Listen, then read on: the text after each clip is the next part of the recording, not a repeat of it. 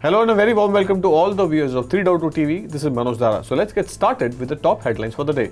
So after days of consolidation and downward leaning sideways action, the cryptocurrency market has finally bounced back and seen an actual green session for the day. The total market cap was around $900 billion over the past 24 hours. Bitcoin managed to finally increase and topped the $17,000 levels in that process.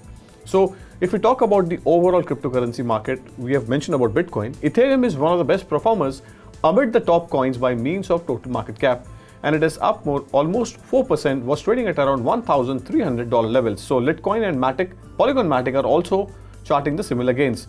The increase has also had a positive impact on the broader market sentiment. Data shows that it is transitioned from a state of extreme fear to a less fear market going forward as well. बढ़ते हैं आगे। Coinbase उन users के लिए conversion fees माफ कर रहा है जो एक नए कैंपेन में ट्रस्टेड स्टेबल कॉइन पर स्विच करना चाहते हैं, जो सर्कल बैक्ड यूएसडी कॉइन के रिजर्व की क्वालिटी पर प्रकाश डालता है। कॉइनबेस ने शुक्रवार सुबह एशिया टाइम में पब्लिश्ड ब्लॉग पोस्ट में कहा है, पिछले कुछ हफ्तों की घटनाओं ने परीक्षण के लिए कुछ स्टेबल कॉइन रखे हैं और इस तरह से हमने सुरक्षा के लिए एक उड़ान देखी है। हम मानते हैं कि यूएसडी कॉइन एक ट्रस्टेड और रेपुटेबल स्टेबल कॉइन है। कॉइनबेस ने कहा कि आज से ये ग्लोबल रिटेल कस्टमर्स के लिए यूएसडीटी और यूएसडीसी में कन्वर्ट करने के लिए फीस माफ कर रहा है। कॉइनबेस यूएसडी का को-फाउंडर है। ऑन चेन डेटा से पता चलता है कि कॉइनबेस पर यूएसडीटी तीसरा सबसे वाइडली ट्रेडेड डिजिटल एसेट है, जो एक्सचेंज पर वॉल्यूम के 5% को रिप्रेजेंट करता है, जहां ये करंटली 99% के लिए ट्रेड कर रहा है। Singapore-based cryptocurrency trading firm Amber Group is terminating a $25 million sponsorship deal with the football club Chelsea FC. Amber Group, which is backed by Temasek and Sequoia Capital, is also laying off around 300 staff to slash its workforce to less than 400. At its peak, it employed more than 1,100 members. So, the sponsorship saw Chelsea show the logo of Amber's Whalefin trading platform on their shirts for the duration of the current 2022-23 season. बढ़ते अगली खबर की तरफ। Collapse cryptocurrency hedge fund 3 Arrows capital के founder जू सू ने alleged media influence control और कठिन सवालों के डिफ्लेक्शन पर सैम बैकमैन-फ्रीड की आलोचना की है। एसबीएफ ने स्वीकार किया कि उन्होंने इस साल बहुत सारी गलतियां की, लेकिन बाकी किसी बात से स्पष्ट रूप से इनकार किया है। जूसू ने आज ट्विटर पर अपने कुछ विचार व्यक्त किए हैं कि उन्होंने FTX मेल्टडाउन के बाद सोशल मीडिया पर अधिक सक्रिय होने का विकल्प क्यों चुना और पहले नहीं। So the US Securities Exchange Commission is warning public companies that if they have a stake in the industry's recent tournaments, they should rather tell investors. Recent bankruptcies and financial distress among crypto asset market participants have caused widespread disruptions in those markets. The agency's Division of Corporate Finance advised US public companies on Thursday. A sample letter of such companies is asking for an instance if they face any risk to their businesses due to excessive redemptions, withdrawals, or a suspension of redemption or withdrawals of crypto assets. बढ़ते हैं आगे। Shark tank star और investor Kevin ओलेरी, जिन्हें mister wonderful के रूप में कुछ हलकों में जाना जाता है, उन्होंने दावा किया है कि उनके पास FTX के ऑफिशियल स्पोक्स पर्सन बनने के लिए भुगतान किए गए $15 मिलियन में से कुछ भी नहीं है। ओलेरी के पास टैक्सेस, ब्रोकरेज फीस, FTX में $1 इक्विटी निवेश और वर्तमान में FTX एक्सचेंज पर बड़ी मात्रा में क्रिप्टोकरेंसी खरीद के बाद FTX पर खर्च किए गए अपने समय के बारे में कुछ कहने के लिए नहीं है। ओलेरी ने दोहराया कि वे अब ये पता लगाने के लिए काम कर रहे हैं कि FTX पर पैसा असल में कहाँ गया और इसे वापस कैसे लाया जाए। उन्होंने ये भी कहा कि वे 14 दिसंबर को होने वाली सीनेट समिति की सुनवाई में गवाही देने के लिए सहमत है। So moving on, the Japanese subsidiary of the now defunct crypto exchange FTX has received approval from our local regulations to continue sorting out issues with withdrawals until next year. The Kanto Local Finance Bureau, a local financial regulator running under the Ministry of Finance of Japan, has issued a statement regarding FTX Japan operations. The Japanese authorities has postponed FTX's business suspension deadline until March 9, 2023, extending the original time limit by 3 months. So that's all there is in this evening segment. And now let's move on to our special segment, Weekly Wrap.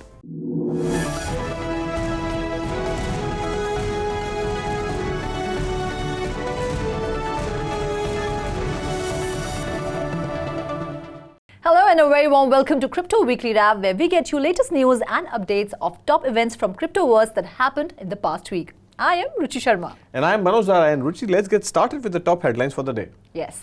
Cryptocurrency markets commenced Monday's session higher on reports of the Chinese government planning to ease lockdown measures, which helped Bitcoin to trade above the $17,000 crucial level. Meanwhile, in the following week, we could see Bitcoin dropping below $17,000 mark. However, it was observed that on Friday, Bitcoin regained the $17,000 level on the back of strong jobs data, which came better than expected in November at 56.6, rebounding from a more than 2-year low of 54.4 hit in October. The rate-setting Federal Open Market Committee meets on December 13-14, the final meeting in a volatile year, which saw the central bank attempt to arrest a multi-decade rise in inflation with record interest rate hikes. तो यहाँ मनोज हमने देखा कि जो भी expectation थी job data की वो ज़्यादा बेटर आई है. हालांकि शुरुआत जो हफ्ते की थी वो थोड़ी अच्छी नहीं थी, $17,000 से भी नीचे था जो शुरुआत हुई, लेकिन as the week went by, I think हमने थोड़ी प्रोग्रेस देखी. So in fact मार्केट का डायनामिक्स बहुत ही अच्छे लेवल पर यहाँ पर कंसोलिडेट होते हुए दिख रहा है. So when I say that consolidation है कि खराब इवेंट्स जो FTX कोलैप्स के बाद में हमने देखा था कि 15,000 की तरफ ड्रिफ्ट हो रहा था वो. तो इसका मतलब ये है कि यहाँ पर 17,000 पर ये सारी की सारी जो बैड न्यूज़ है वो एब्जॉर्ब हो चुकी है. Going forward there are 2-3 events. अभी जैसे हमने बताया कि जॉब्स डेटा जो एक बहुत ही क्रूशियल इंपॉर्टेंट नंबर है यूएस इकोनॉमी का, जो डिटरमाइन करता है क्रिप्टो करेंसी मार्केट का movement, because there is a big correlation between stocks and crypto currencies. हमें हमारे व्यूअर्स को हमेशा बताते भी हैं. लेकिन यहाँ पर एक और इम्पॉर्टेंट जो डेटा पॉइंट आने वाली है वो FOMC outcome rate setting meeting है जो कि 13th और 14th को है. और it is widely expected that कि अच्छे नंबर्स और CPI जो कंट्रोल में आई है, इन्फ्लेशन कंट्रोल में आती है, तो इंटरेस्ट रेट बढ़ाना थोड़ा सा मुश्किल हो जाता है. इनफैक्ट बढ़ा नहीं सकते हैं, सिर्फ और सिर्फ इन्फ्लेशन को कंट्रोल करने के लिए इंटरेस्ट रेट बढ़ाना पड़ता है. तो अभी जो ये मीटिंग आने वाली है, देयर इज वाइड एक्सपेक्टेशंस की जो लगभग 4 times back to back 75 basis points इसके पहले उन्होंने बढ़ाई थी. अभी उसका जो पेस है वो स्लो होगा. और दिस ईयर ऑल्दो रेट्स बढ़ेंगे बट इतने ज्यादा नहीं बढ़ेंगे जो this is the reason why the market is taking a breather and it is somewhere hovering between a consolidation phase. Great. Moving on, the central bank digital currency, which is called CBDC, will be as anonymous as the currency note and would have all the relevant laws applicable to a currency and would also be applicable to the digital currency, the central bank said on Wednesday. So, I'm talking about Governor Shaktikanta Das also tried to answer doubts of people who are comparing the UPI and the CBDC platform. Governor said that it was incorrect to compare both, as one is a payment platform while another is a digital currency. Right. So सबसे बड़ा announcement जो आया था और जो CBDC का launch था, वहाँ पर रिटेल पर उन्होंने पायलट सक्सेसफुली लॉन्च किया, जिसे हमारे गवर्नर ने यूथ सक्सेस भी कहा और हमने वो एक्सटेंसिवली कवर भी किया है रुचि. और इनफैक्ट यहाँ पर एक बहुत ही अच्छा एक कंपैरिजन उन्होंने दिया है कि अगर आप CBDC को सिर्फ और सिर्फ कैश के जैसा ही देखना चाहिए हमें, जो कैश के फीचर्स हैं वो CBDC के फीचर्स हैं और इसीलिए उसे ई-रूपी कहा जाता है. और बहुत सारा कंपैरिजन में भी आया था कि CBDC और UPI में क्या फ़र्क है. फ़र्क सिर्फ इतना ही है कि ये it is actually a currency और it is just a payment method कि जिससे आप पेमेंट कर सकते हैं. बट उसके लिए आपको डिफरेंट मेथडोलॉजीज उनके अलग, क्योंकि वो बैंक से लिंक्ड है. बैंक फिर आपके सामने वाला जो इंडिविजुअल है, जहाँ पर जो मर्चेंट है, आप उसको पेमेंट करते हैं, वो बैंक अकाउंट से नोटिफिकेशन आएगा. लेकिन इसके लिए सिर्फ वॉलेट टू वॉलेट CBDC के लिए वॉलेट टू वॉलेट ट्रांसफर का जरूरत होगा. This is the only difference between these two. Moving on, a prominent Indian cryptocurrency trade body, Bharat Web3 Association, has red flagged the high taxes and regulatory uncertainty in its draft of concerns and recommendations submitted to the Indian Finance Ministry, which is holding consultations in the run-up to the budget of 2023-24. A meeting between the BWA representatives and the Indian Finance Ministry officials, particularly with officials of the Central Board of Direct Taxes, is expected to take place next week. तो यहाँ पर जो BWA जो कि Bharat Web3 association है, उसने बहुत से रेड फ्लैग्स जो है या फिर कहें कि अपना कंसर्न बताया है टैक्सेस को लेकर और जो रेगुलेटरी अनसर्टेनिटी है उसको लेकर. उनका ये कहना है कि जो बहुत ज़्यादा हाई टैक्सेस है वो कहीं ना कहीं जो क्रिप्टो करेंसी बिजनेस है उसको हार्म कर रहे हैं, उसकी ग्रोथ को रोक रहे हैं। और स्पेशली FTX के क्राइसिस के बाद से हमें और ज़्यादा स्ट्रॉन्गर रेगुलेशंस लेकर आने चाहिए।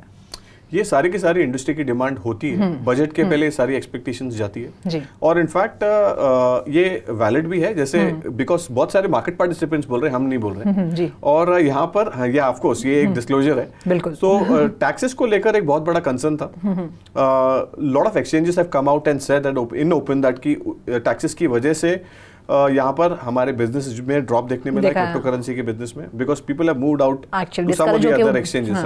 और that is a different thing, now they are moving from a centralized exchange to a decentralized exchange as a choice, because post FTX सब जन वहाँ पे रिकमेंड कर रहे हैं कि डिसेंट्रलाइज्ड एक्सचेंज। बहुत लर्निंग्स मिली हमको, बहुत लर्निंग्स मिली है और इनफैक्ट अगर टैक्स करेक्ट होता है तो दैट मीन्स एक तरीके से बढ़ावा मिलेगा और इनफैक्ट साथ ही साथ टैक्स में करेक्शन के साथ वो रेगुलेशंस की भी मांग कर रहे हैं, which is the need of the hour. Right.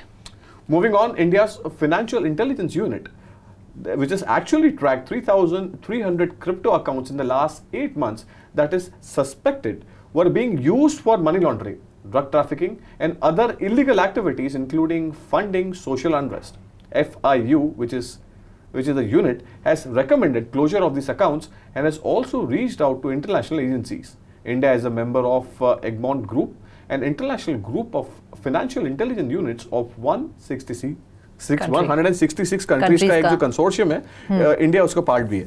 सो ये सारे मुद्दे ये they are very very very very strict, जब हमने हमेशा बोला हुआ है कि इंडिया का सबसे बड़ा कंसर्न है drug trafficking, money laundering and there are other illicit activities that are going on. अगर वो दायरे में अगर कुछ भी पैरामीटर में अगर कोई भी आता है, they will take strict actions against it.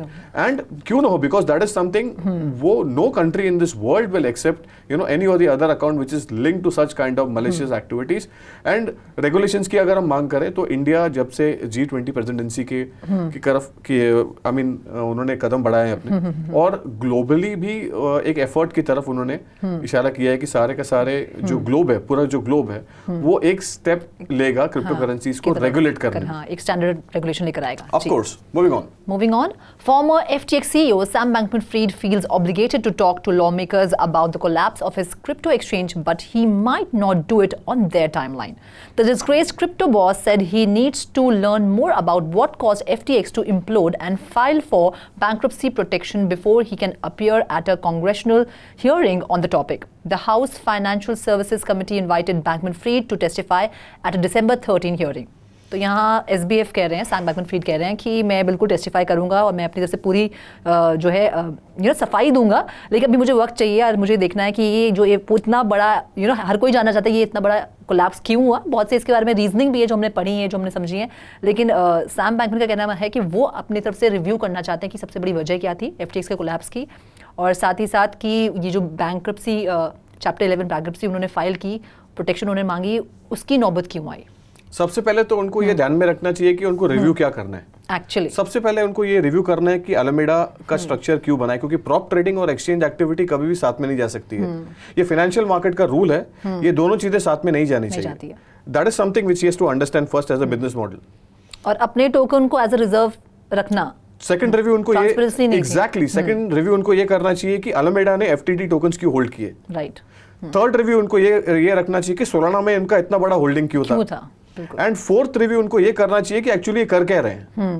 अगर ये सारी चीजों का उनको जवाब अगर मिल जाएगा तो शायद उनको ये भी पता चलेगा कि उनको ये जवाब देना है इन्वेस्टर्स को जिनके पैसे उन्होंने मिसयूज किए हैं। एक्चुअली बिल्कुल। जॉन रे जो कि एक टर्न अराउंड स्पेशलिस्ट है, उन्होंने अपने जब से उन्होंने FTX का बैंक्रप्सी इन्होंने जब फाइल की सैम बैकमैन-फ्रीड ने, उसके बाद में उन्होंने openly within a week ही सेड दैट कि ऐसी मिसमैनेज कंपनी उन्होंने अपनी जिंदगी में देखी नहीं है। तो that is something which he has to understand that boss, although आपकी एज उम्र कम है, आपने बहुत अच्छा ग्रोथ भी देखा हुआ है, now you have to answer also all those investors जहां से आपने पैसे जो चुकाने हैं उनको, you have to answer them, point number 1। And point number 2, Terra Luna के साथ में जैसा जो हुआ था कंसर्न्स, वैसे ही अलामेडा रिसर्च के अलामेडा के रॉन्ग डिसीजंस को लेकर FTX का एक इम्प्लोशन हुआ, वहां से लेकर उसका कैस्केडिंग इफेक्ट हमने देखा हुआ है। अभी BlockFi has filed for a bankruptcy, उसका एक्सपोजर क्रॉस लिंक्ड है। तो this is going to only spread and this guy is only responsible for that and he has to give an explanation to the entire world. और वो expression नहीं देंगे तो उन पे सबीना भी इशू होगा। जो भी है वो करना ही पड़ेगा, उनको आना ही है, सामने आना है। कांग्रेस हो तो ऑल्दो उनकी जो लिंक्स और टाइप्स है कांग्रेस के साथ में, we have to see that you know कि उसका रिजल्ट्स क्या आता है। बिल्कुल। Moving on, a series of linked attacks cost infrastructure provider Anchor and stablecoins issuer Helio Protocol $20 million in total. The first attack targeted Anchor's liquid staking token product, resulting in a $5 million losses, according to a Blocksec and other analysts. An unknown hacker exploited a vulnerability in Anchor's smart contract to mint trillions of tokens, a reward token tied to a price of Binance's exchange token BNB. As a hacker sold off a large number of BNBs on decentralized exchanges, the price of the token collapsed by more than 99%. So एक और vulnerability, smart contract vulnerability उन्होंने find out किया और उसको exploit किया।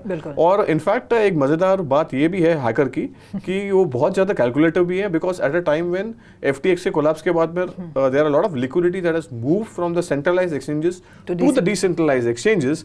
यहाँ पर उन्होंने जहाँ पर अच्छी लिक्विडिटी है वहाँ पर वो उन्होंने सेल कर दिया और अपना काम खत्म करके आगे बढ़े। Moving on.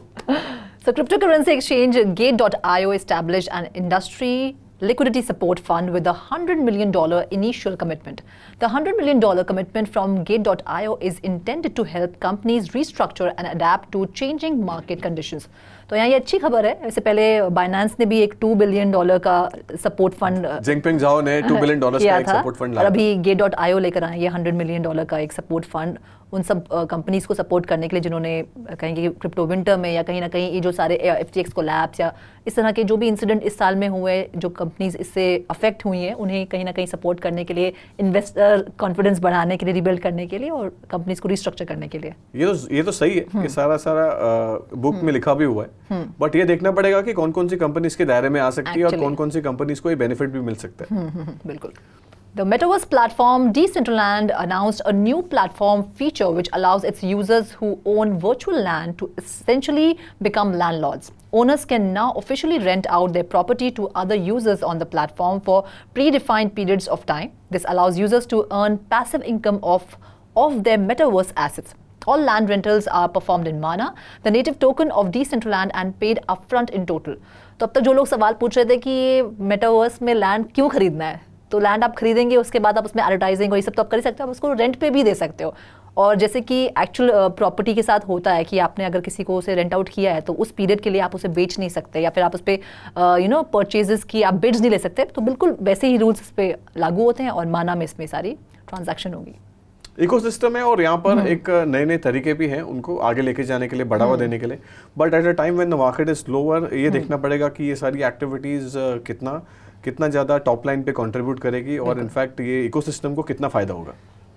Moving on to our last news, Kim Kardashian won a lawsuit against her and other celebrities for endorsing cryptocurrency platform Ethereum Max on December 6 after a judge dismissed the case due to insufficient allegations. Kardashian was fined $1.26 million by the Securities and Exchange Commission for failing to disclose a $250,000 payment for promoting Ethereum Max. So, Kim Kardashian वो तो काफ़ी मतलब काफ़ी successful भी हैं। उन्होंने क्या किया, सबसे पहले तो वो फाइन भर दी और उसके बाद में अभी आप you can throw some light कि यहाँ पर वो रिकवरी को लेकर अभी उनका जो प्रोसेस है वो तो केस भी जीत गए अभी, तो पैसे कब मिलेंगे?